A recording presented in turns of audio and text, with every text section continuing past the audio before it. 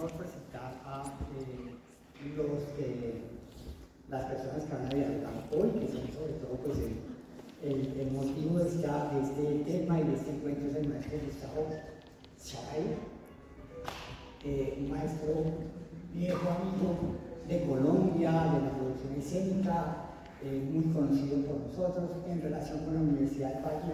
Ha estado presente en dos cortes de la maestría en creación y dirección escénica. Es uno de los productores que escribe, que ha publicado para Andrés Chávez un nuevo estreno que es un jardín de senderos que se intercruzan, que es un libro sobre producción, y un libro que es absolutamente obligatoria bibliografía en todas las escuelas de actuación y producción de América Latina.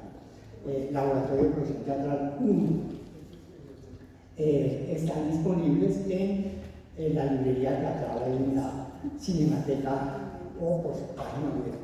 Bueno, Gustavo, aparte, rápidamente, porque yo soy muy mal pacheco, es director aparte del productor general artístico del Centro de San Martín en Buenos Aires, que es un hervidero de productos y es un sitio maravilloso donde uno de los ejes de la calle Corrientes de la producción teatral de Buenos Aires, que ya lo hablará él, que tiene un gran despliegue tanto en teatro comercial como en teatro, digámoslo así, alternativo, y en un teatro que yo diría que es un teatro más de autor y oficial, muy interesante, que es el Centro San Martín.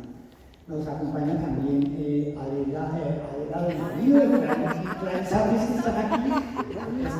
Esta parece un encuentro de las directoras de la Casa del Teatro Nacional.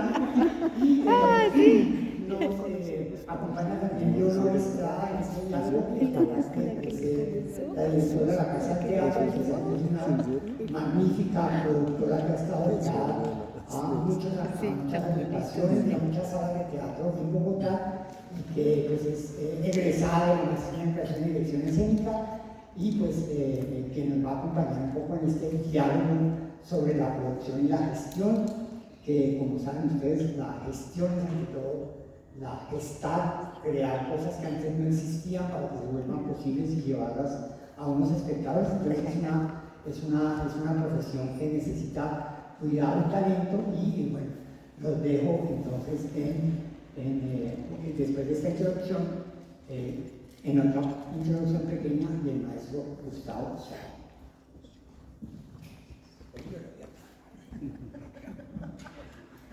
Bueno, no, nada, es para mí, pues un orgullo tener al maestro Gustavo aquí. No voy a decir el apellido porque no he podido, cada vez Alejandro me corrige. La mnemotécnica es Raya. A ver. Bueno, el maestro Gustavo. Entonces, fue profesor mío en la maestría.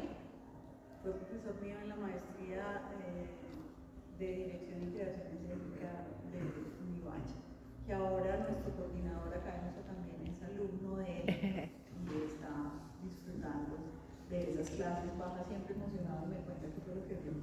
Entonces, pues nada. Y queríamos como conversar un poquito de la producción escénica en este territorio que es Latinoamérica. Y me gustaría, teniendo en cuenta que el maestro ha sido, pues, y es productor de grandes realizaciones escénicas, no solamente en Argentina, sino fuera, que también lidera un proceso tan importante como la red de productores, ¿cierto? Y que ha estado tanto en lo privado como en lo público, y que conoce tantos los casos de Latinoamérica. Si nos contara un poquito si existe un modelo de producción latinoamericana.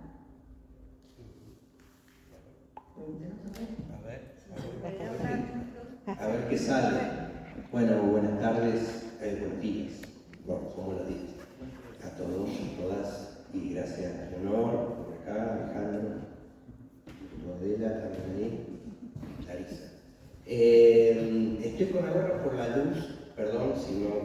cualquier cosa me dicen, no, estoy bien, a mí soy calvo.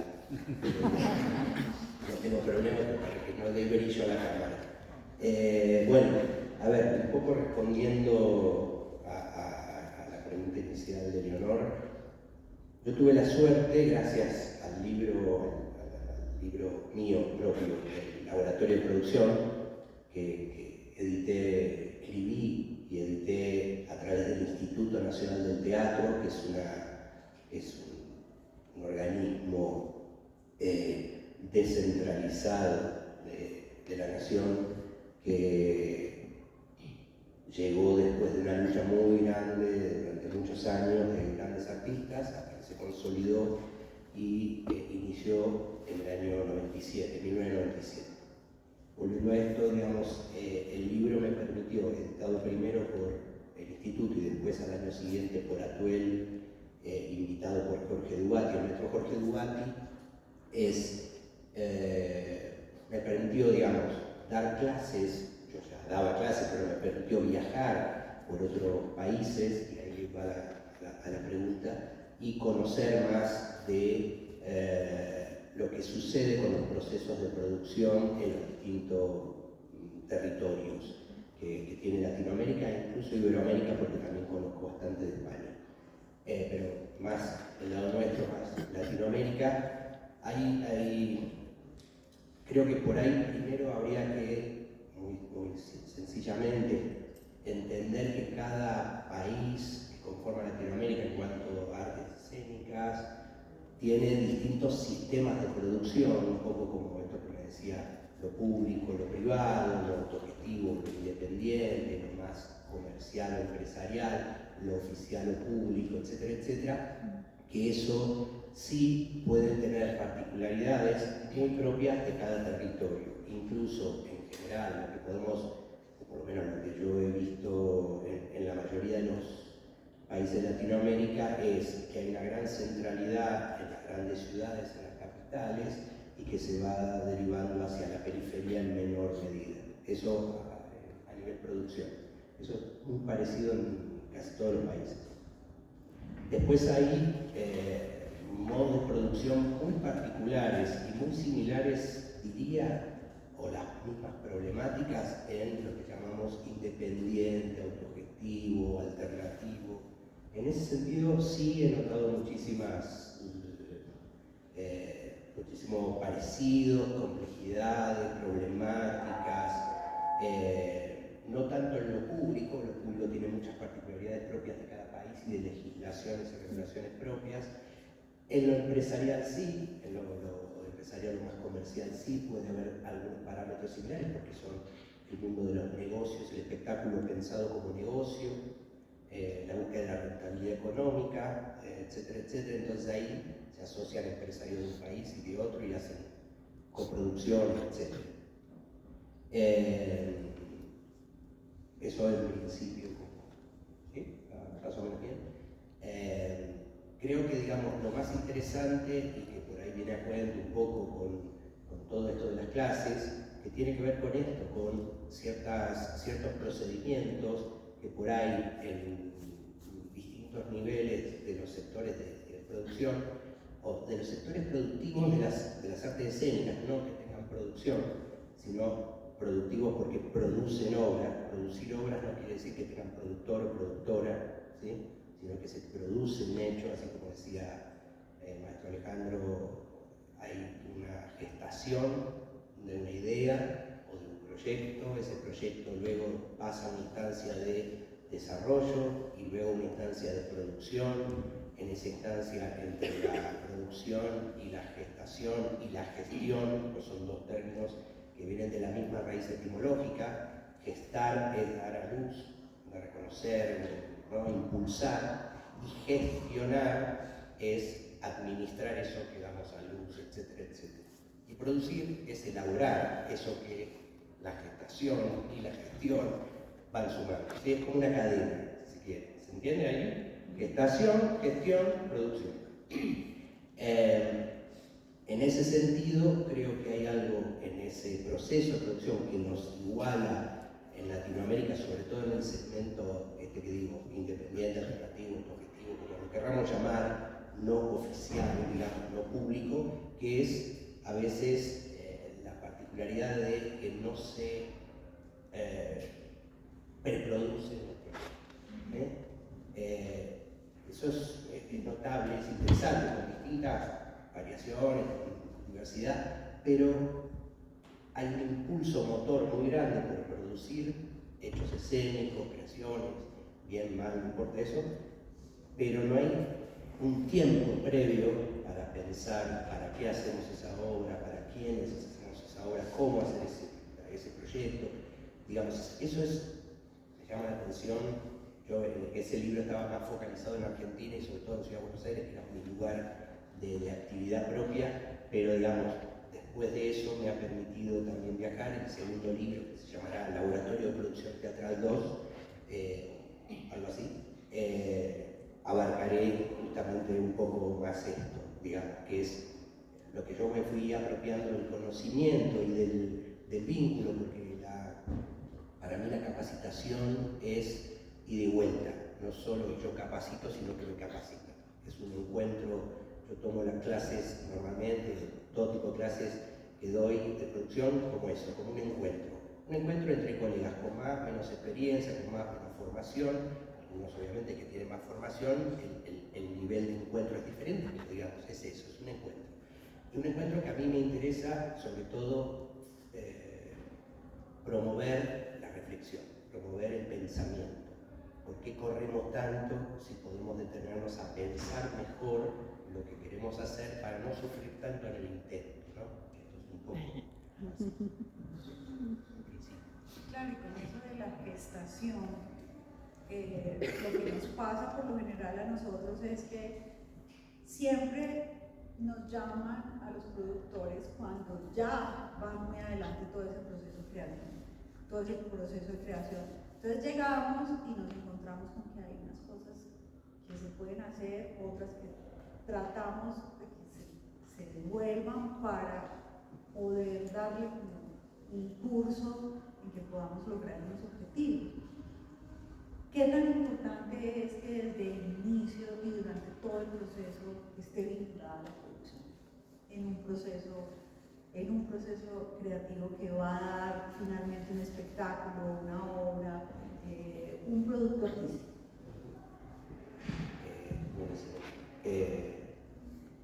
A ver, esto un poco que venía diciendo, la pregunta que viene de menor, tiene que ver con una instancia en esto, desde que decía Alejandra, de la gestación del proyecto, de la idea. La gestación es de una idea, que después puede devenir en proyecto. Esto es importante, no producimos ideas. Ayer no hablaba en la primera clase de la maestría, sí, en la primera clase de la maestría hablamos de esto. Digo, muchas veces decimos, vamos a producir esta idea, esta obra, no sé qué.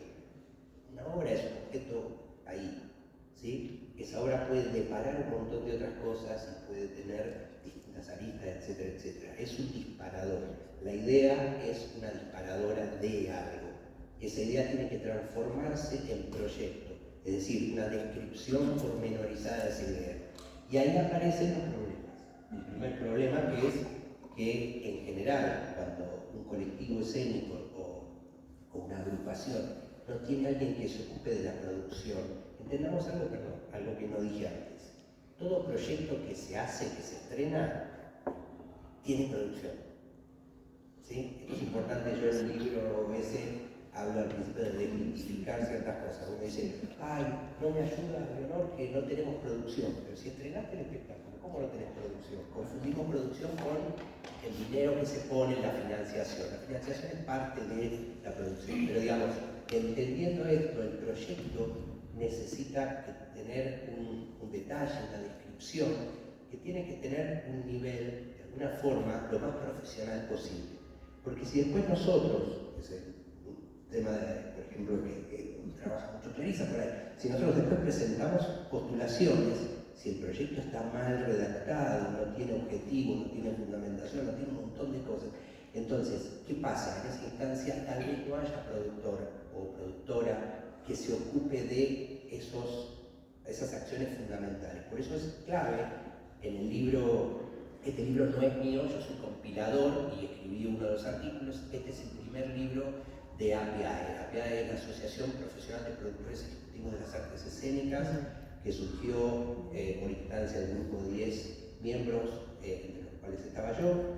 En el año 2016, en el 2019 adquirió la personalidad jurídica y a partir de ahí tiene miembros, tenemos cerca de 80 y pico de socios, la mayoría de distintas partes de Argentina, de Chile, de Uruguay, de España y de otros lugares. O sea, es abierto a todo Iberoamérica, a aquellos que se quieren asociar. No estoy vendiendo nada, es simplemente Entonces, el libro fue en realidad me pidieron de editorial RGC, ahora mismo lo estoy leyendo y viendo porque justamente es algo común. Si lo leen, si llega a leer, no está a la venta todavía acá en Colombia, pero pronto va a estar este año. Pero ahí, algunos de los capítulos que escriben colegas hablan justamente de esto, de la carencia o de la falencia, que es algo que venimos trabajando hace mucho, ¿no? Que damos clases, formación y capacitación en gestión y producción. Yo soy productor ejecutivo y la producción ejecutiva artística, y la producción ejecutiva artística yo la considero la gestión de la producción, o sea, está vinculada bien. Entonces, hablamos mucho de esa carencia en distintos sectores, porque hay gente que trabaja en lo público, en lo empresarial, en lo autogestivo muchísimos, etc. Entonces, uno de los problemas es la falencia o la carencia de tomar los proyectos como algo que requiere un esfuerzo y una dedicación muy importante. Que solamente los creadores del hecho escénico que estén preparando no pueden, lamentablemente, no pueden dedicarse a todo lo que implica la integralidad de una producción. Es muy complejo. Así sea un proyecto así, sea un monólogo, lo que sea. No estoy diciendo que no se pueda hacer, por eso dije antes que todo proyecto que se estrena tiene producción, más allá que no tenga alguien que se llame productor o productora. Producción hay siempre, porque producción viene del latín productio, que es llevar adelante, llevar a cabo. O sea que si un espectáculo se estrenó, producción tuvo, ¿sí? No habrá tenido producción ejecutiva, no habrá tenido producción artística, no habrá tenido coordinación de producción, pero alguien, o algunas, ocuparon roles sin saberlo. Tal vez el director o la directora hizo ciertas cosas que son propias de la producción. Tal vez una actriz o un actor se ocupó de conseguir fondos, yo que sé, que no es propiedad del actor o la actriz. Bueno, todo eso que sucede en los colectivos y que es lo más rico que puede suceder en nuestros países de Latinoamérica, que en Europa nos miran raro, quiero decir, no mal, sino raro porque ¿cómo? ¿Y no les pagan y hacen todo esto? ¡Wow! ¡Qué maravilla! Y todo eso, y esto lo hicieron con, no sé, 100 pesos. ¡Wow! ¡Qué maravilla! Digo, tenemos esa capacidad en Latinoamérica que es maravillosa, que es una función muy grande, pero esa función no basta, digamos, en ese sentido. ¿Por qué? Porque si no, el hecho de solo la función, de solo estrenar, no nos da tiempo de reflexionar y no nos da tiempo de procesar el trabajo que hicimos, cómo mejorar, qué pasó con el público. Nunca nos preguntamos qué pasó con el público, solo nos dedicamos a la creación, a lo que sucede en el espacio del escenario o el espacio sagrado, yo qué sé, pero digo, nunca nos preocupamos qué pasa con el público que vino a ver nuestro espectáculo y el baño, no, acá digo, estoy hablando en genérico, y el baño que por ahí no funciona o está sucio. Es importante, es tan importante como el espectáculo, porque el espacio escénico es todo. Entonces, cuando nosotros hablamos desde un productor o productora, desde el inicio, estamos hablando de pensar integralmente un proyecto, en colaborar, en facilitar, en resolver muchas cosas que en la creación se nos escapan. No podemos estar en santo, en procesión, en la sinagoga, en todos lados al mismo tiempo, porque no se puede, no nos da el tiempo, no nos da la vida, ¿sí? Entonces, hincapié fundamentalmente en la preproducción y que alguien que se dedique o que quiera dedicarse a esto, tal vez dentro de del mismo colectivo, puede ser alguien que tenga un perfil más vinculado, que se quiera capacitar, etcétera, etcétera, para poder estar desde el inicio mismo del proyecto. Siempre que hay alguien que se ocupa de la producción y la gestión en específico, va a salir beneficiado del proyecto en muchos sentidos, muchísimos sentidos. es alguien además que puede tener, yo lo decía mucho en las clases cuando hace mucho, pero lo sigo diciendo porque me parece algo gráficamente. Lo ideal es que esta persona, o estas personas, puede ser un equipo también de producción, a veces es muy bueno también, tenemos o debiéramos tener un pie adentro y un pie afuera del proyecto, estoy hablando, un pie adentro para poder colaborar con la dirección, con la coreografía, con quien sea de ese proyecto en cuestiones puramente artísticas, porque acá aparece otro tema, que es, no, tú eres productora, no te metas con lo artístico. Nosotros no producimos refrigeradores, autopartes, producimos artes escénicas, con lo cual la producción ejecutiva, por más que es un rótulo, un nombre, ejecutiva, que ejecuta, que lleva adelante, lleva adelante un proyecto escénico, con lo cual tiene que tener la persona que lo lleva adelante, junto con el resto de las personas, capacidad y conocimiento y entender de qué se trata lo que está haciendo. No es que es un administrativo. Entendamos esto, la producción ejecutiva no es un administrativo. Un administrativo puede servir para ciertas cositas así chiquititas de la producción ejecutiva, así. Pero la producción ejecutiva es una estructura, una escala mucho mayor. Entonces, esto ayuda o colabora en el funcionamiento y en el pensamiento. Si hay alguien que se ocupa de la producción, desde lo profesional, digo profesional seriamente, no profesional que trabaje eso solamente, sino seriamente, va a colaborar a que el proyecto salga beneficiado en muchos sentidos. Ustedes me preguntarán, tal vez no me pregunten, pero digo, ¿puede colaborar a que el espectáculo sea un éxito? No. Nadie puede colaborar a que el espectáculo sea un éxito porque eso es un resultado. ¿Sí? Y el resultado depende de muchos factores exógenos a nosotros mismos. ¿Sí? Depende del público, depende de la zona, depende del entorno, del clima, depende de mil cosas. Pero digo, sí va a colaborar a que el proyecto lo transitemos de la mejor manera posible, que no suframos en el intento. Hay un colega español, es un libro que se lo recomiendo, en España está, pero sí, en Latinoamérica, que le puso el título maravilloso, es amigo, ahora es empresario, pero antes era stage y productor, etc. Bueno, se llama Miguel Cuerdo, ¿sí? Un productor, yo soy Schreier es en alemán, en yiddish, yo qué sé, es gritón, ¿sí? Yo le dije, Schreier, o sea, silencio, Schreier. Bueno, él es Cuerdo, Miguel Cuerdo. ¿Y cómo se llama su libro? Producir sin dolor. Y después dice producción para el guionista, no sé, pero es producir sin dolor. Creo que ahí encontró, por eso Miguel lo llamamos muy bien, ahí encontró algo de esto que es, ¿para qué producir sufriendo? ¿Sí? Si lo que queremos hacer es gozar, disfrutemos de lo que hacemos, pero pensando en cómo hacer para que podamos disfrutar. Si nosotros no prevemos, que es esto que expresaba Leonor, de que desde el inicio debe haber algo, debiera haber alguien inicialmente, y no que lo llamen 2 días antes del estreno, che, necesitamos estrenar, necesitamos un productor, necesitamos fondos, o necesitamos no sé qué, o necesitamos resolver unas luces que aquel teatro no nos provee, o no sé qué. Hay cosas que ya no se puede hacer, digo, no hay vuelta atrás, lamentablemente. Entonces, volviendo a este tema, es fundamental poder, haya o no alguien que se ocupe fundamentalmente de la producción, entender como artistas, como creadores, que tenemos que preproducir un proyecto. Preproducir es proyectarlo, soñarlo, desarrollarlo en la cabeza. La preproducción es una instancia, como lo digo en el libro y lo digo en las clases, puramente analítica de escritorio, no requiere nada más que neuronas y capacidad de soñar, ¿sí? Porque uno proyecta algo que por ahí después ese sueño va a ir limitándose porque obviamente las condiciones y otras cosas van a ir modificándose.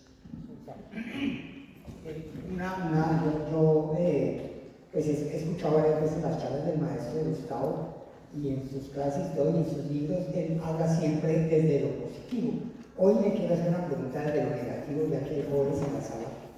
Igual al honor es a veces cuando ustedes identifican bien un director, un creador, un artista con un proyecto, porque no lo aceptan. ¿En qué momento se dice eso no va para ningún lado? ¿Cuáles son los criterios un poco para decir, te deseo mucha suerte, pero puedes llamar a un amigo que yo ahora estoy muy ocupado?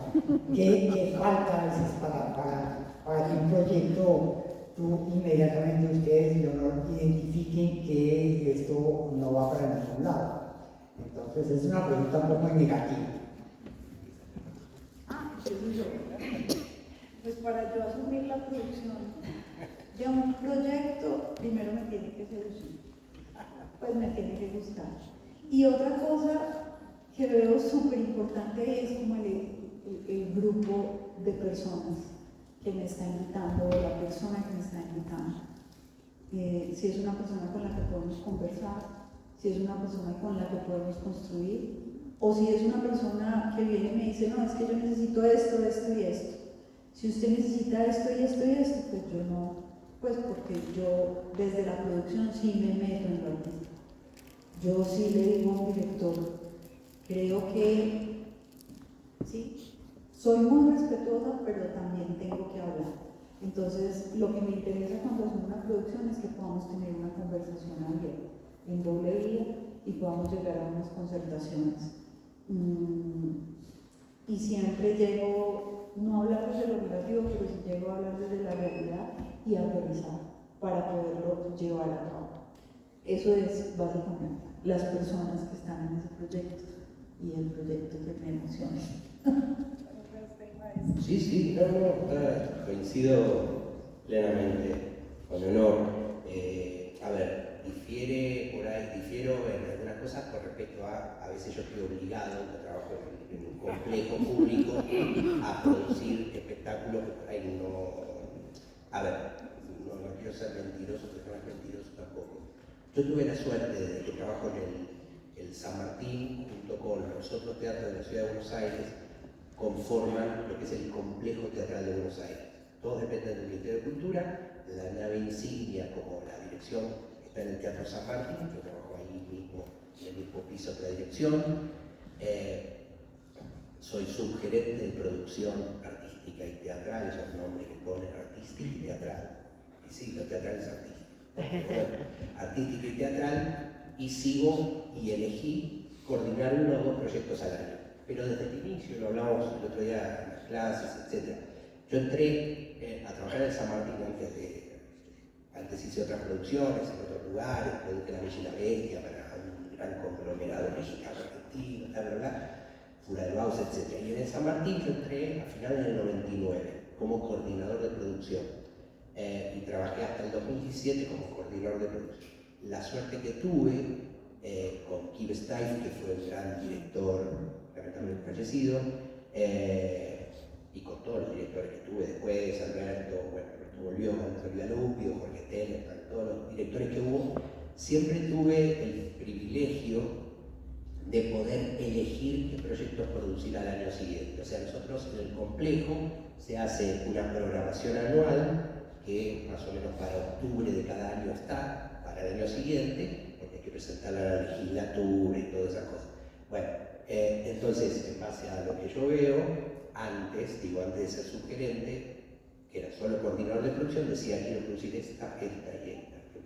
Producía 3-4 horas al año y un año maravilloso, en 2000, haciendo balance con un colega mío que también está en UNAPIAE, produjimos 8 horas cada uno. Que cuando llegamos a agosto dijimos, ¿qué? 8 horas, ¿no? Y 8 horas enormes, algunas eran formatos, cada cosa internacional. Pero bueno, era las ganas, no gusta. Pero bueno, desde la sugerencia, cuando a mí me nombran, me proponen ser sugerente, yo dije que sí, el cargo no me importaba tanto, con la condición de producir 1 o 2 horas al año, si no aceptaba el cargo. Me dijeron, sí, si quieres producir más, dale. Obviamente no produzco más, porque no me da tiempo tampoco, tengo que supervisar 30 producciones a la vez, bueno, nada. Entonces, ¿por qué elijo las horas? Mucho de lo que dijo Leonor está ahí. En lo público, raramente me obliguen a producir esto. una cosa. Alguna vez sucedió que dice, mirá, esta es muy compleja, la podés producir vos, porque saben que... Pero en general tengo la posibilidad de poder elegir. Generalmente, ¿por qué elijo? Un poco por las personas, ¿sí? En gran medida, que la persona sea un ser humano, no me cara mucho, que sea un buen ser humano. Obviamente, creativo, artista, etc. Pero siempre que la obra, el director y el posible elenco me desafíen a mí como productor. Digamos, yo producir no tengo problemas para producir, pero me aburre producir eficiente o efectivamente. Si a mí no me mueve, si no me provoca una adrenalina, si no me provoca tensión en el buen sentido, no tensión de quedarme duro, si no me genera eso, no me interesan los proyectos. Los proyectos, yo este año voy a encarar un proyecto muy grande que es La Gran Magia de Eduardo de Filippo, que va a dirigir Luis Pascual, un gran director catalán, que yo dirigí La Tempestad, produje La Tempestad en el año 2000, dirigido por Luis Pascual con Alfredo Alcoba. Sí, exactamente.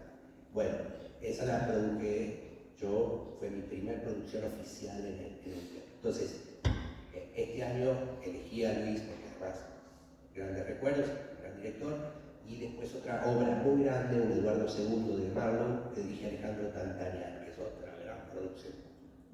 Bueno, me desafía, con Tantanian produje varias obras ya, entonces, y fue el autor del prólogo de mi libro, entonces tengo mucho afecto por él. Eso particularmente, entonces, en base a la pregunta de Ale, aparte de esto que venimos hablando, yo trato de ser muy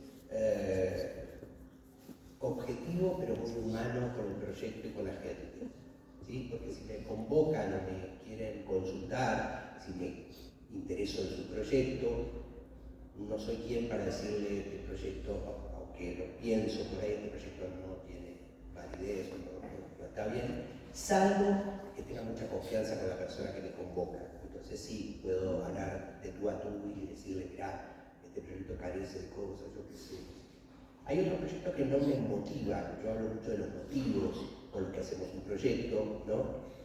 Una de las personas, otro, o fundamentalmente ese proyecto, porque las personas pueden ser encantadoras, pueden ser súper creativas, pero el proyecto es una porquería, el texto es una porquería. Me ha pasado que tuve que producir un proyecto complejo, varios proyectos, que no eran de mi agrado como textos, ¿sí? No me interesaban, y tampoco me interesaba mucho, no voy a decir los nombres ni nada, pero digo, tampoco me interesaba mucho por ahí el vuelo que podía tener él con la directora, con ese proyecto, porque ya hay proyectos que no dan para más, hay proyectos que son, no sé, textos, materiales, sobre todo textuales, que por ahí son más limitados, ¿no? No es Shakespeare que uno puede volar y hacer cualquier cosa.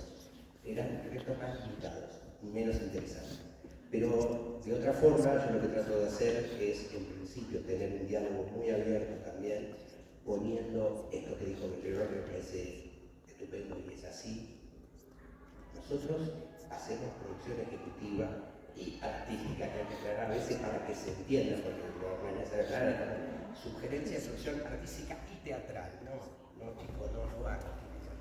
Entonces, es bueno aclarar esto, que mi participación en conjunto va a ser un encuentro. Yo suelo decir que el director o directora y el productor ejecutivo deben ir, voy a decir, no es una grosería tampoco esto, pero culo y calzón yendo por el caminito para que el proyecto se materialice. ¿Sí? Pero para ir culo y calzón necesitamos pautar ciertas cosas, concertar, consensuar. Porque si yo de movida digo algo y decía, no, eso es artístico, no te metas, entonces yo no lo tomo ese proyecto. Me ha pasado también muchas veces que me han convocado para proyectos, gente a la que aprecio y quiero mucho, pero por ahí no me interesaba el material con el que trabajaba y yo les sugería exalumnos míos o colegas productores, un poco así, que tal vez lo podían llevar. Me ha tocado un caso donde yo al dar clases, muchas clases, hay muchos alumnos que me piden, que se quieren dedicar a la producción ejecutiva y eso, entonces me piden si me puedo recomendar. Entonces yo lo que hacía era, no recomendaba a nadie porque ya me pasó, que quemé una vez y nunca más, pero lo que hago es, me convocan a mí para un proyecto, ¿me podés recomendar? Yo le difundo a mis exalumnos, al que quiera, contáctese, etcétera, etcétera. Y lo que sí puedo hacer con la persona que convoca es decir, mira, esta persona no la veo tanto para un proyecto de danza, es más para otro tipo de cosas. O sea, sí, en ese sentido le hago algún tipo de nexo, pero nada más. Pero no recomiendo porque recomendar es muy complejo. Digamos, hay que tener, yo puedo recomendar a 8 o 10 personas, pero esas 8 o 10 personas están tapadas de laburo, con lo cual es imposible que las pueda recomendar porque no van a poder aceptar un trabajo. Más que en Buenos Aires, sobre todo, hay muchísima producción, muchísimas, no sé si conocen o han ido o han leído, etc. Hay muchísima producción, sobre todo el autogestivo, alternativo, independiente, que es lo más maravilloso que hay. Por año, más o menos en Argentina, estoy hablando, bueno, no importa, pero más o menos se estrenan aproximadamente 5.000 espectáculos en Argentina. Y en la ciudad de Buenos Aires, de esos 4.300. No. Y de esos 4.300, 3.800 son autogestivos o alternativos. O sea, hay un nivel de productividad, o sea, como decimos yo, levantamos una baldosa y emerge un proyecto autogestivo y está buenísimo. Lo que pasa es que, bueno, aparecen estos problemas, que no todos los proyectos tienen alguien que haga producción o que colabore, etc. Entonces, para ir sintetizando esto, digo, tiene que ver con las personas, tiene que ver con el proyecto fundamentalmente, pero las personas pueden ser interesantes, nos puede gustar. Muchas veces yo elegía un proyecto por, wow, voy a trabajar con tal director, me encanta trabajar con... Y por ahí, en la mirada que tenía después sobre el material, dije, oh, pero ya había dicho que sí, lo hice lo que tenía que hacer, ¿sí? Bueno, eso. Sí, eso pasa también. Y cuando digo las personas no es porque sea una persona que va a decir sí a todo, no, es una persona con la que podamos discutir y es un equipo con el que se pueda discutir y se pueda llegar a consensos. Entonces, pues nada, Alejandro, yo creo que eso es. Sí, yo la última, un poco la pregunta para Leo, que está en el tintero, lo venimos hablando antes de comenzar la charla. Yo diría como el asunto digamos, del financiamiento de los proyectos y la gran importancia que están teniendo ahora en las convocatorias públicas, en el sentido de que, digamos, a veces hay como están de alguna manera ya definiendo el producto artístico.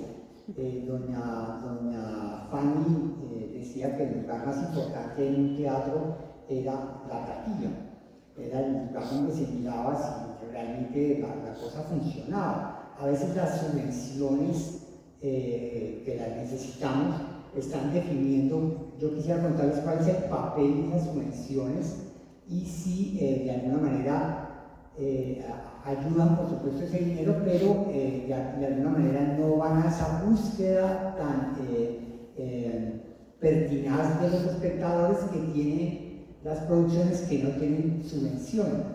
¿Cómo ustedes analizan este panorama ahora en Colombia que está muy álgido de las convocatorias que ustedes pueden participar del distrito, de Cultura, de Ibericena, etcétera, etcétera, que a veces son, digamos, casi que determinan mucho hacia dónde va el ambiente teatral y un poco el productor tiene que plegarse a esas convocatorias?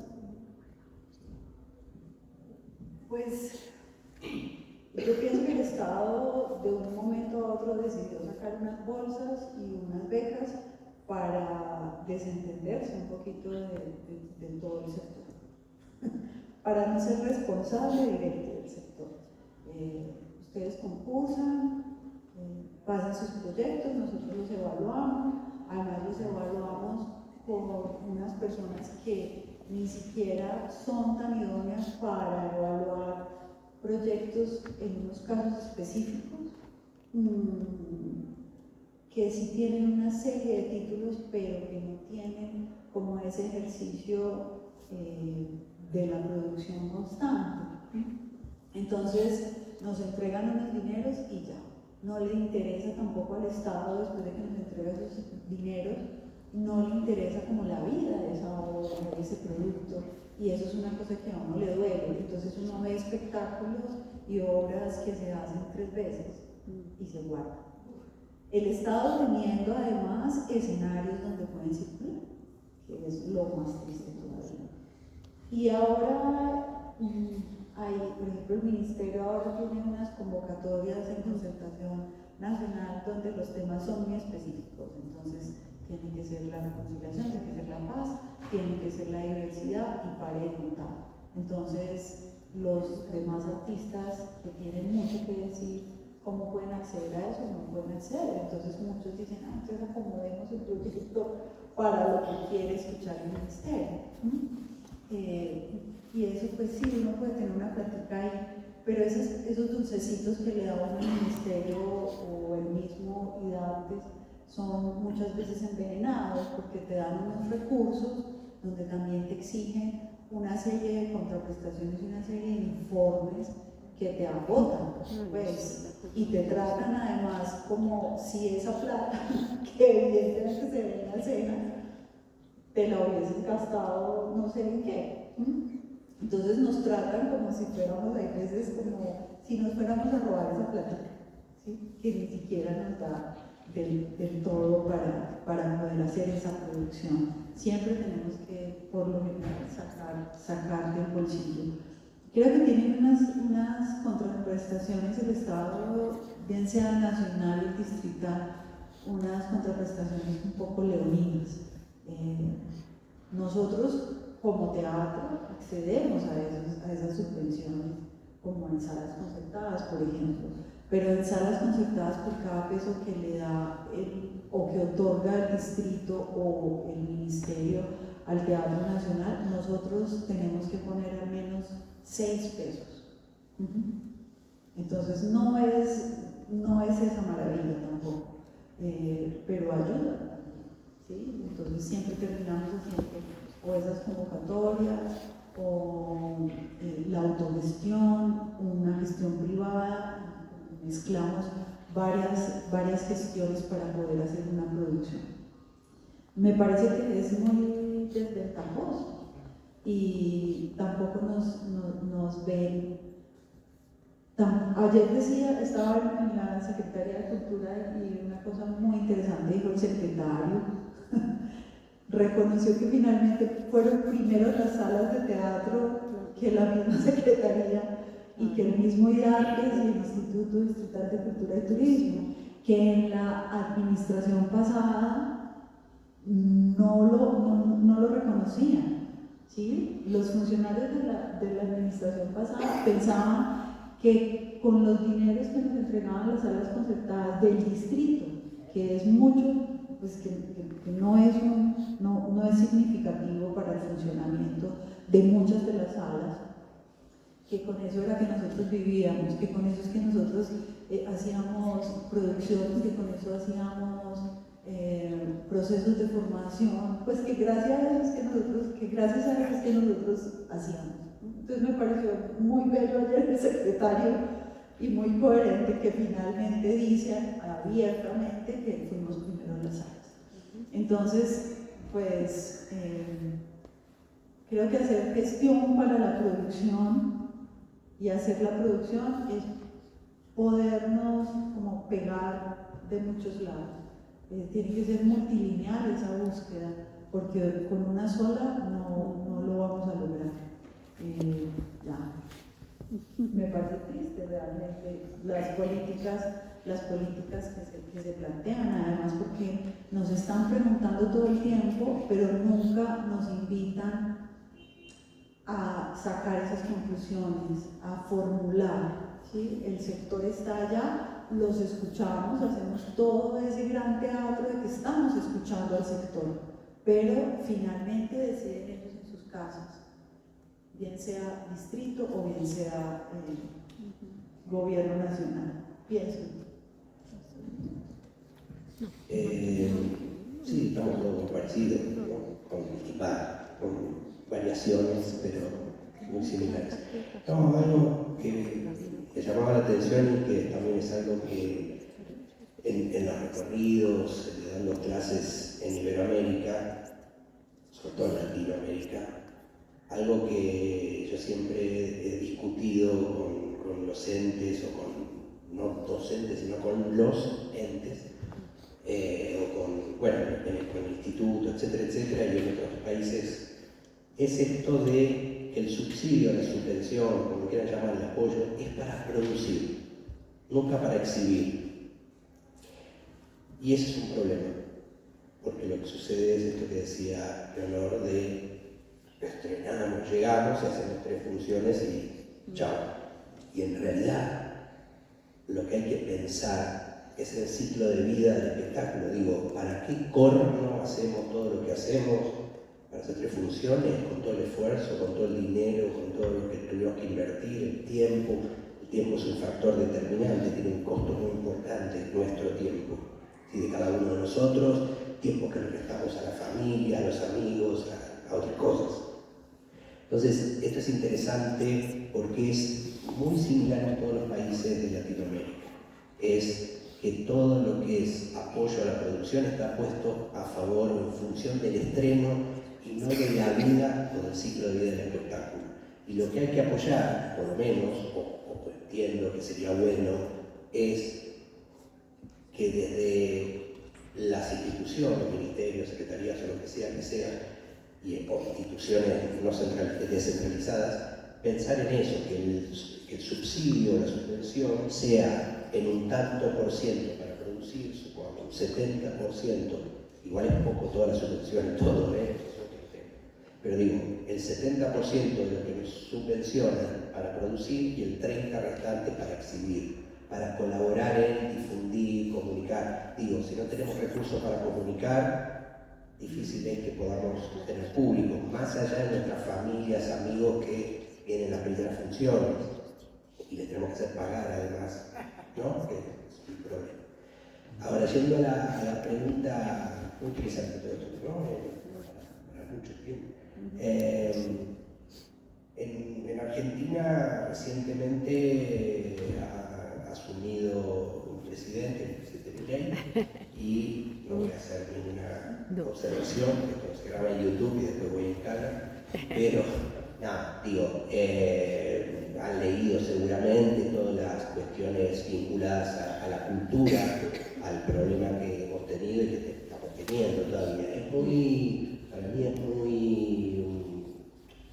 impredecible lo que sucede con la cultura en estos momentos. Desde que asumieron, me es muy difícil. Yo necesito, yo soy una persona muy previsora, de tener visión, proyectar. En este momento está doblada la cosa, digamos, es como cuesta ver para dónde van, si van para acá, van para allá, después van para allá, después vuelven para acá. Digo, se trató una ley ómnibus que por suerte el Congreso desestimó, donde ahí directamente sacaban el Fondo Nacional de las Artes, que es uno de los organismos del año 58, o sea, de subsidios y subvenciones a las artes, no solamente a teatro o artes escénicas, sino a las artes audiovisuales, literatura, todo.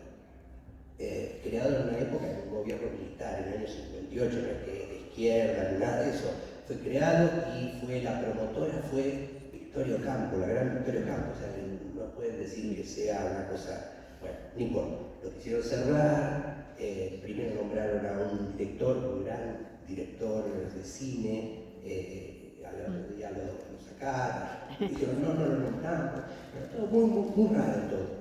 La ley de, bueno, como digo, la Fomento, la del INCA, el Instituto de Cine, el Instituto Nacional de Teatro, que todavía está acéfalo. Pero además algo peor, era Ministerio de Cultura de Nación y volvió a ser Secretaría de Cultura, bajo la órbita de un ministerio que engloba 4 secretarías, muy grande, se llama Ministerio de Capital Humano, que no sé, digo, y que engloba Secretaría de Cultura, Secretaría de Educación, etcétera, etcétera. Todavía no sé, más allá de los movimientos, de las marchas que hemos hecho en el sector de la cultura, sobre todo en Buenos Aires y en Córdoba, en las ciudades grandes, Rosario, etc., todavía es muy difícil hacer un pronóstico. Está muy enrarecido, como digo, el instituto está acéfalo, con lo cual no puede dar subsidios, ni puede tampoco pedir los que dieron el año pasado, que no son tampoco, a ver, no están mal para el proyecto, pero siempre tengamos en cuenta esto que dijo Leonor, que está muy bien, al final, ¿no? Te decía multilineal, yo suelo decir diversificación del riesgo. Cuando uno tiene que buscar financiamiento, lo que tiene que hacer es diversificar el riesgo, es decir, no poner los huevos en la misma canasta, ¿sí? Es decir, subsidio, bien, bárbaro, subvención si podemos, después no sé qué, hacer un canje, sponsoreo, patrocinio, aunque sean chiquitos. Cuanto más, mejor. Digo, hay que abrir la cabeza. Muchas veces en las clases o cosas dicen, bueno, pero es difícil conseguir financiación, no tenemos la capacidad de los recursos financieros necesarios. No, el problema no es recursos financieros, el problema es recursos de creatividad, que tiene que ver con la gestión de esos recursos. No es ir y tocar al señor y decir, señor Alejandro, ¿me puede dar 100.000 pesos colombianos? Y él va a decir, ¿y para qué? Para un proyecto de teatro.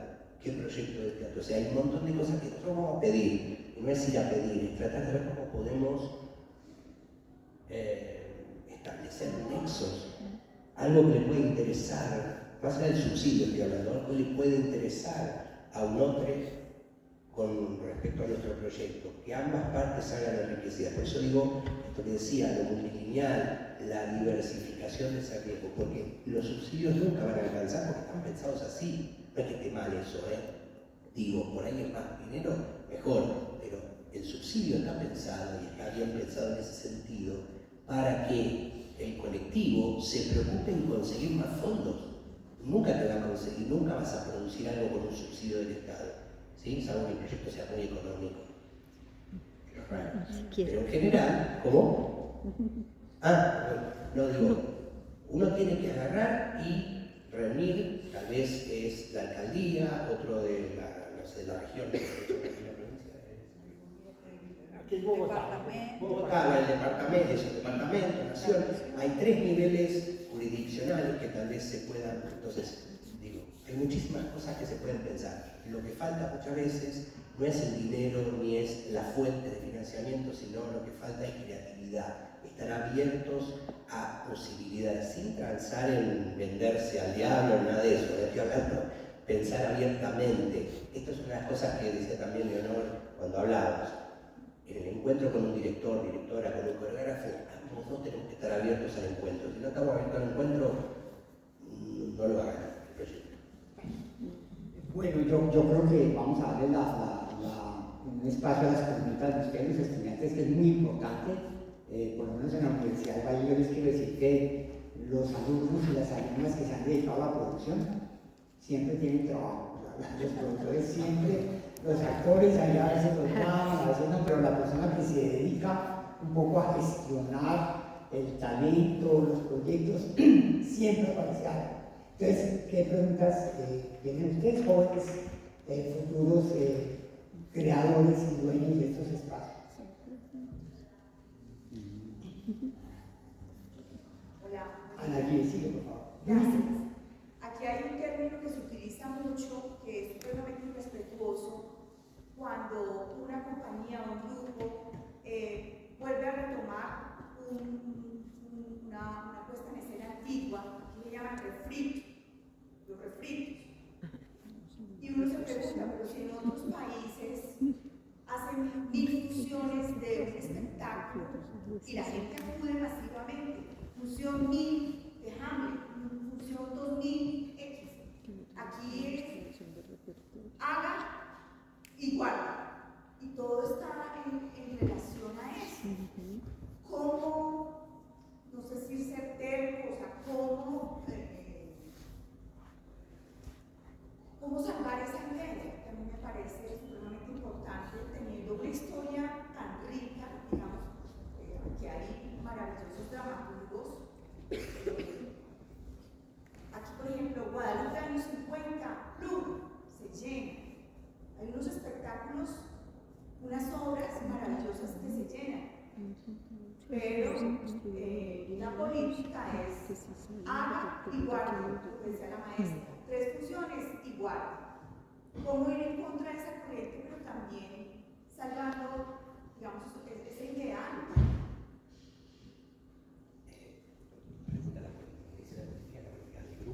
La política del Estado. La política del Estado. Pero obliga a hacer 3 funciones y nada más, ¿no? Sí. Digamos, Perdón. con los, hay unas obligaciones cuando recibes esas subvenciones, Sí, la esos contraprestación. apoyos. Entonces te dicen, usted tiene que hacer 3 funciones abiertas al público, por lo general algunos dicen que deben ser gratuitas, otros no lo especifican y entonces uno puede cobrar boletería. Pero es a partir de 3 o hasta 3. No, hasta 3, no, pero no es que te diga solamente usted puede hacer 3. Por ¿Cierto? Por eso. Pero claro, como nos dedicamos con el dinero a hacer la producción, entonces después tenemos que esperar un año para poder participar en una de circulación, donde esa circulación, entonces yo puedo hacer 5 funciones más con esa plática de la circulación, o 6 o 3, dependiendo de lo que pida. Entonces ahí, cuando ya uno tiene ese producto, tiene esa obra, tiene ese espectáculo, ya tenemos que buscar otras formas de financiación o de gestión para poder ponerla a circular. Es como eso. Entonces ya si hay que tener un producto, ya hay que tener un productor o hay que tener ese músculo en ese grupo para poder seguir adelante.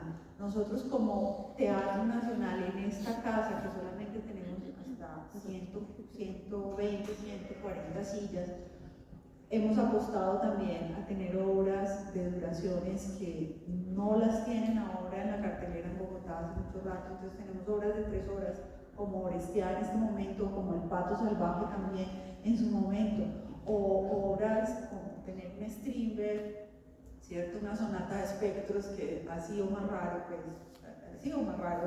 Strindberg y más sonata de espectros, entonces que tienen un público, no tienen un público masivo, pero estamos apostando también a tener esas obras mínimo en temporada de 24 funciones, ¿sí?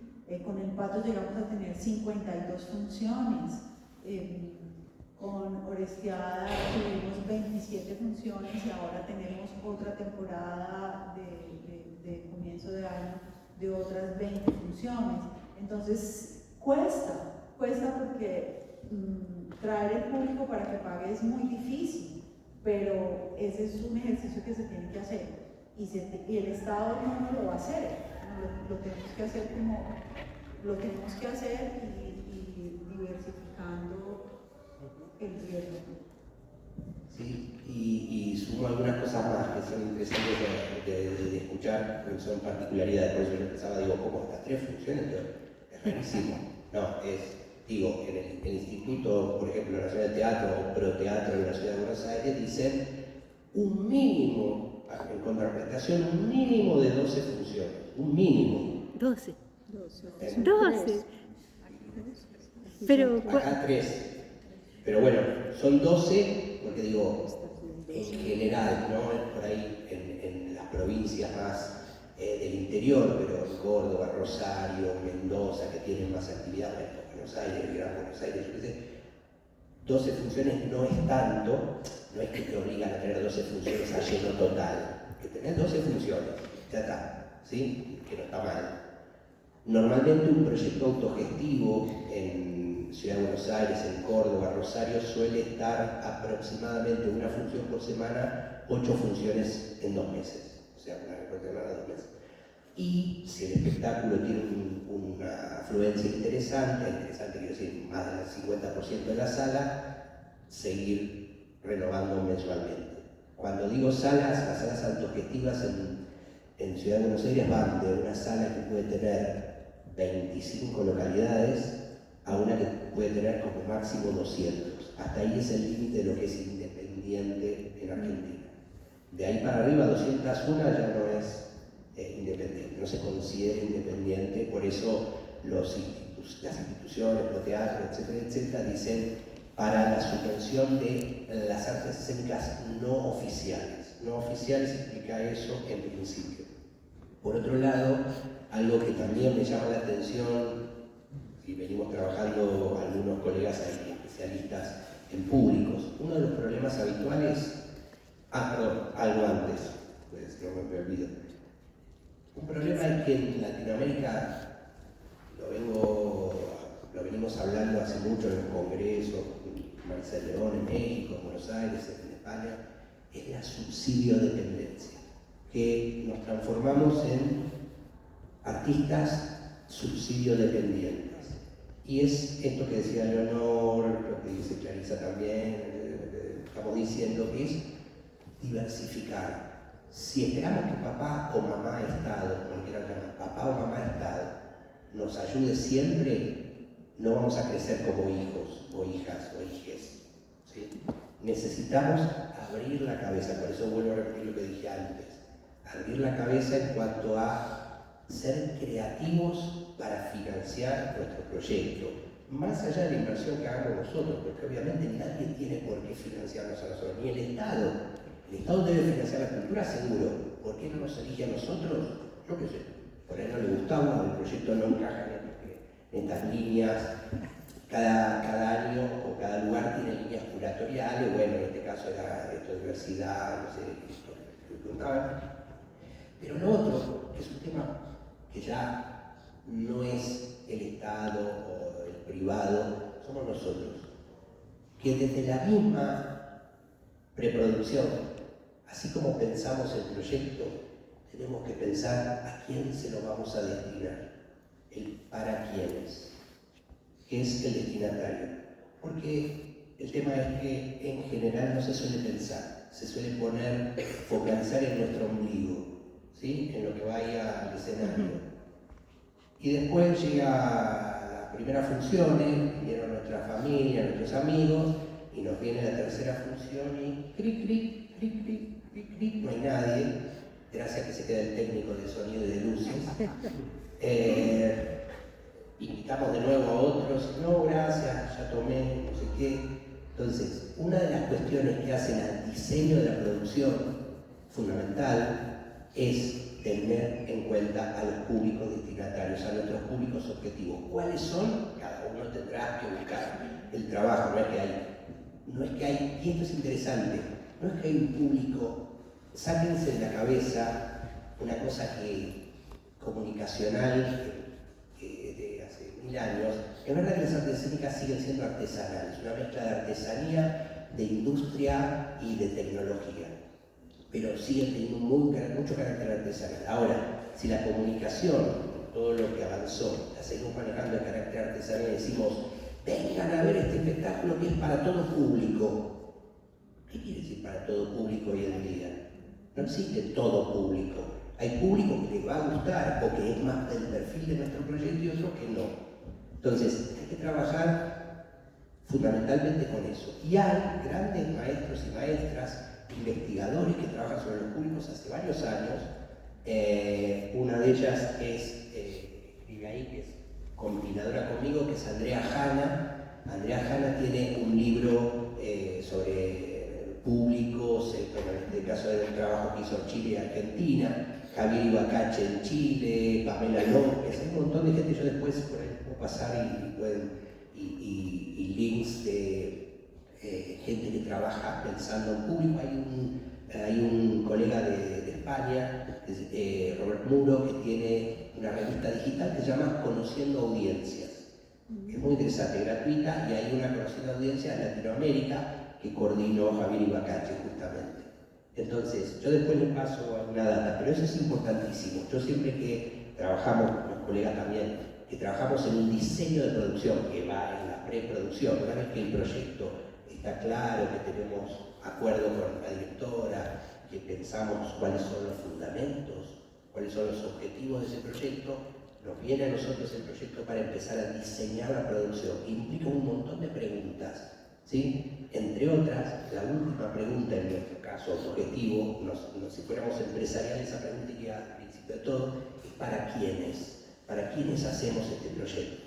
Y hacemos irónicamente ¿para quién es? Más en singular, teniendo en cuenta que no, el público en general no existe. Hay un público que por ahí va a venir a ver Sonata de Espectros, que por ahí es más crítico, más limitado, como decía, que por ahí que viene a ver una obra de Shakespeare. Shakespeare tiene una expansión más popular en el acervo, en la cultura de la gente, por más que no sea de Colombia, que Strindberg o Ibsen o cosas raras que por ahí son más limitados, o Beckett, ni hablar de Beckett, ¿sí? Que son más complejos de la recepción. Entonces, uno tiene que empezar a ver qué tipo de proyecto está encarando y para qué público es, porque si uno lo piensa en ese sentido desde el mismo diseño de traducción, también va a poder pensar en qué sala sería ideal trabajar este proyecto. No cualquier sala es para cualquier proyecto. Y muchas veces lo que pasa también, al no tener a alguien que se ocupe de eso, es que vamos a la sala que conseguimos y no la sala que deseamos. Y eso también va en desmedro de nuestro espectáculo. ¿Por qué? Porque si yo tengo un unipersonal y vengo acá y arreglo con Leonor para venir acá, genial, salvo que sea Darío Follo, que puedo llenar un escenario enorme, pero no lo soy, estoy pifiando porque es un escenario gigante y todo eso me va a sentir pobrecito con 140 localidades, salvo que yo sea un superactor, no sé qué, ¿sí? Y todo lo contrario, muchas veces son compañías, agrupaciones independientes que hacen una obra de Shakespeare, que son como 15 y van a un teatrito que no entra ni en el escenario. Entonces, eso es no pensar la relación, pero no acaba todo en el escenario, sino en este vínculo. Si no se establece un vínculo, no es solamente la gente que paga. Sí, está bueno que pague, obviamente, sí. Pero aparte, ¿qué genera ese vínculo? Si no establecemos una relación bidireccional, que la estamos perdiendo, si no trabajamos en eso, fuimos, quiero decir, ¿cómo se quiere decir? Pasó, se nos pasó el tren, ¿no? Una cosa así. Es decir, tenemos que pensar fundamentalmente desde el mismo proyecto, no pensar en qué le gusta al público y hagamos un proyecto que le gusta al público, porque eso sería lo mismo que decía, el Estado le gusta hacer la línea rural, hagamos algo para... No, yo lo que estoy diciendo es, ¿qué tipo de proyecto hacemos? Hacemos tal cosa. Bueno, tratemos de investigar a qué público podemos dirigirnos. Trabajemos con distintas líneas, hay muchos especialistas, hay mucho material bibliográfico de eso que nos ayuda a pensar en ese sentido. Y creo que eso, de alguna forma, ayudaría a poder también bajar nuestra incertidumbre, porque si nuestro espectáculo tal vez es para una sala de 25 localidades, tendremos que buscar una sala de 25 localidades y no venir acá que tiene 140, ¿sí? Ahora, si después es preferible que la sala 25 tenga sold out todos los días, se llene todos los días, vamos a estar mucho más tiempo, va a haber esta cosa. Pero esto hay que pensarlo, no hay ciencia, no hay fórmula, no hay truco de magia, nada, es pensar, es olvidarte de solo la creación para vincularla con el que va a recibir esa creación, ¿sí? Bueno. Sí, me gustaría hacer una pregunta a partir de lo que estamos empezando últimamente por las redes sociales. Creo que la diversificación de estrategias y medios, pues existe la radio, comunicación, prensa, flyers. Y por otro lado, tenemos como, digamos, por ejemplo, el artista escénico comparte esta diversificación. Hay algo que te dice, mira, esos son recursos antiguos, ahora lo que funciona son las redes sociales. Y funciona que un influencer que conozca al público al que está dirigido mencione una publicidad del tema que va a trabajar. Entonces, digámoslo que yo, digámoslo, no sé cómo ustedes perciban, digámoslo, esta dinámica en la que últimamente estamos inmersos. Pero, claro, se pasa, digámoslo, si se piensa en un público a partir de esta persona que es un influencer o alguien del medio que está mediado, digámoslo, por las redes sociales. Y también hay otros públicos, como por ejemplo queremos hablar o que queremos tocar, digamos, unos temas que nos teníamos por la taquilla, ¿cómo sería ese contacto con esa población? Entonces, mi pregunta sería, ya digámoslo así, sobre un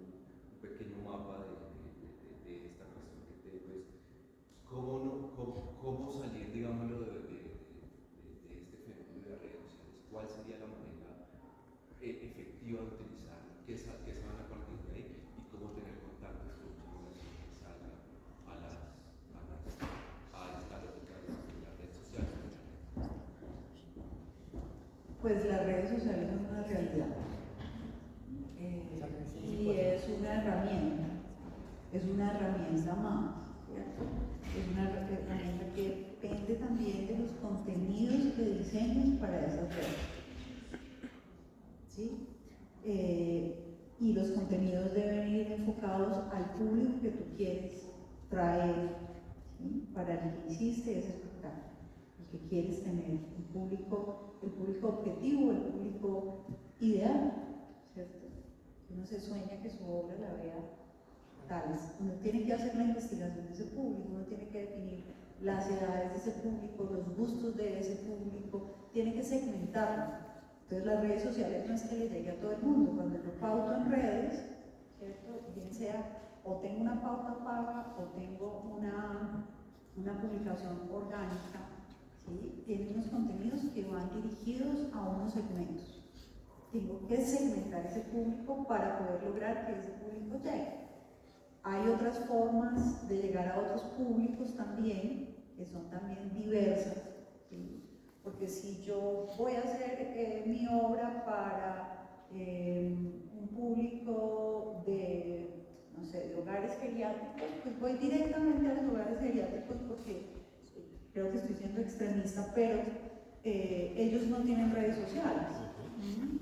Es más, eso también está ligado con los artistas que tienes y con lo que quieres decir, ¿sí? De la obra, porque hemos tenido actores que no tienen redes sociales, pero que tienen un público, ¿sí? Entonces hay que buscarlos de otra manera, hay que ir donde están esos públicos. Yo siempre he dicho que traer el público a una obra es ir hasta su casa, levantarlo de la cama, bañarlo, lavarle los dientes, darle el desayuno, ponerle los zapatos, traerlo hasta acá, ¿sí? Ofrecerle un canelazo, una gaseosa, un vasito de agua, sentarlo en la silla, después sacarlo, ¿sí? Cuando se acaba la obra, volverlo a poner en su cama, ¿sí? Todo lo que implica. Para mí eso es traer el público a las salas. Entonces, no es solamente con que en redes sociales, ¿a quién se lo dirijo? ¿Cómo lo segmento? Al geriátrico, ¿a qué geriátricos voy? Porque si yo estoy aquí y voy a ir a un geriátrico de Suba, pues nos fregamos. Y si es a un geriátrico y programa a las 8 de la noche cuando deben estar acostados a las 6 de la tarde, ¿cierto? Entonces yo voy al geriátrico de allá a 3 cuadras y no programo a las 8 de la noche, sino que programo a las 4 de la tarde. Entonces son muchas las consideraciones para ir a buscar esos públicos, porque dependiendo del público, pues son las acciones que tengo que tomar. Y no hay una fórmula mágica, ¿cierto que no? Y no se sabe, porque además hablaba de si tienes producción, no implica que sea un éxito. Con Fanny siempre decía, es que no sabemos qué va a pasar.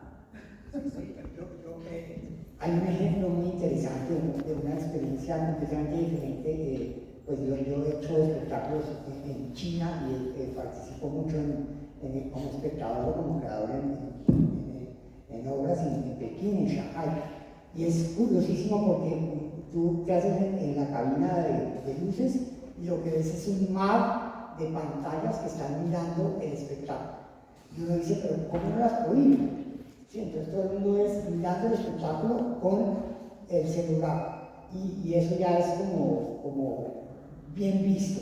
Entonces yo le decía a la gente, ¿por qué no piden que se apaguen las luces? No, es que precisamente la gente es la que está promoviendo que otros vengan a ver el espectáculo con las grabaciones en línea que están haciendo los espectadores. Entonces eso es un poco extraño, pero cuento esa experiencia porque, claro, para los actores aquí es muy incómodo, pero allá como que todo el mundo está el celular prendido y todo el mundo está posteando la experiencia de una manera interactiva. Entonces, pues en palabras de Duvall, es como el convivio y el tecnovivio van funcionando de manera simultánea y parece que son formas de vincular esas redes sociales a la producción. Ay, con mi chica.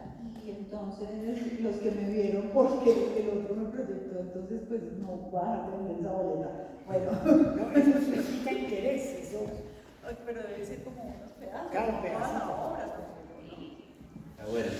sí, a ver, hay muchas obras que utilizan la tecnología como, bueno, esto que dice Jorge Duati, después de la pandemia, durante la pandemia y después de la pandemia, del tecnovivio y el convivio. Bueno, existía el convivio, apareció el tecnovivio y, entre comillas, empezó a discutirse si el tecnovivio tenía que suplantar al convivio, no sé qué. Digo, ¿por qué no sumar las dos cosas? Bueno, abramos al mundo, porque justamente por ahí nosotros no podemos viajar a Shanghái o a Lyon, pero sí podemos hacer un espectáculo que pueda ser mediante streaming y que lo pueda ver público en Francia, en Shanghái y en Bogotá. Yo qué sé, digo, hay muchas formas de creación. Hoy en día la tecnología es un medio. Las redes, como dijo Leonor, son medios, no es la que va a marcar nuestra agenda. Nos tienen que servir a nosotros para canalizar hacia nuestros públicos. Y está perfecto todo lo que dijo Leonor en ese sentido, depende a qué público vayamos.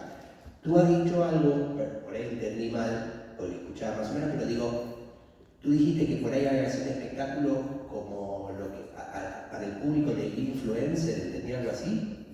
Digámoslo claro, somos artistas escénicos y muchas veces hablamos con cómo vas a mediarla o a gestionar la obra. Si ellos dicen, Diego, bueno, dicen, mira, lo más efectivo son las redes sociales. Consíguete a alguien que conozcas, que se va a colocar y mediante esa persona que tiene muchos seguidores, a partir de los seguidores que tenga esa persona que le llamamos. Claro, pero una cosa es, no sé, yo te entendí entonces bien. No creas en esto, en fórmula, no hay receta. Los medios son eso que dice, un medio. No es una ciencia, ni además el influencer puede tener 1 millón de seguidores, pero ese millón de seguidores por ahí no tiene nada que ver con tu proyecto. ¿Sí? Entonces no te beneficia, genera o puede generar algo que por ahí muchas veces no se... todos consideran un término que se dice boca a boca, no está mal dicho, es boca a oreja. ¿Sí? Término boca a oreja. Boca a boca es respiración, un beso, alguna de esas cosas. Boca a oreja. Pero el boca a oreja no siempre es positivo. Y que nosotros creemos que el boca a oreja, sí, estamos del boca a oreja. El boca a oreja puede ser negativo, porque si vos vas, supone, estás haciendo Beckett, final de partida, y el influencer invita y dice, vayan a ver final de partida, el grupo tal y tal está haciendo. Van a aparecer un montón de gente que por ahí descubren Beckett y se flashean y maravilloso. Pero hay otros que van a agarrar y van a incendiar el teatro, ¿sí? Entonces, ojo con eso. Tiene que ser para nosotros un medio, no estar al servicio del influencer, porque no te va a garantizar el público. El millón de espectáculos. Ahora, justo algo que decía Ale de esto de ver, se usa mucho en muchos espectáculos, justamente, sobre todo en Europa, justamente cansado que la gente no corte el celular, aprovechen, utilicen el celular para que constantemente, y hay un chino también que vino al Festival de Buenos Aires, ¿cómo se llama? Maravilloso que trabaja con eso. Es la interpretación de la reinterpretación constante de la obra se va construyendo, maravilloso, pero bueno, es un lenguaje. Ahora, si pones a hacer final de partida y pedís a la gente que likee a final de partida, quién te gusta más y lo otro, es raro, es más complicado, ¿sí? Porque o le entras a la obra o le entras a la conexión. Digo, las redes son buenas, pero no para todo. Como dijo Leonor, si tu espectáculo es un público adulto no sé qué, un influencer no sé si va a servir. Aunque tenga millones de seguidores, ¿sí? Hay que abrir en ese sentido, utilizar todos los medios posibles, las redes hoy en día, internet, todo lo que va surgiendo, Telegram, WhatsApp, hay espectáculos que se hacen por WhatsApp, en Argentina, acá, no sé qué. Digo, hay millones de cosas, aprovecharse de la tecnología que está a nuestro favor en ese sentido. Hay cosas que incluso podemos gastar menos si pensamos tecnológicamente. Muchas veces construimos escenografía. Tal vez con un proyector podemos hacer algo mucho más sencillo y es algo que después nos queda de patrimonio. La escenografía después no la guardamos. ¿Sí? Digo, es pensar, no quedarse cerrado, sino abrir puertas. Después hay un montón que se cierra, pero digo. Bueno, ¿hay alguna otra pregunta? Pues creo que el maestro Sigue, por favor. Bueno, la pregunta es, tal vez también por desconocimiento, pero no sabría yo si en estos momentos hay un directorio de productores, bueno, colombianos o bogotanos, o cómo ando yo si necesito un productor para mi obra, en donde lo consigo. Muy buena pregunta. Muy buena. Levanten la mano el que se queda. Muy buena pregunta. Perdón. No, ahora hablan ellos porque son los especialistas, pero digo, eso es algo que sucede en todas las clases o los seminarios que doy en distintas partes de Iberoamérica, que la gente dice, qué bueno, ¿y dónde conseguimos? Y hay compañeros ahí que son productores y no saben porque viven 2 cuadras para allá. Digo, también hay que ser curioso e investigar. Si vos, tal vez es empezar en redes, compañeros, ¿quién hay? Productor, no sé qué. Digo, ahora ellos hablarán, no sé si hay redes aquí.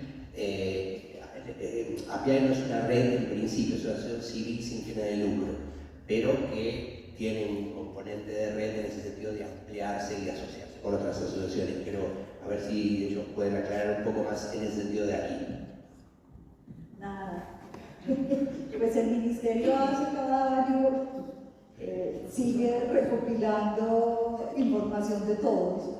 Hay una cosa que se llama Yo Soy Cultura en el ministerio, donde uno tiene que estar registrado.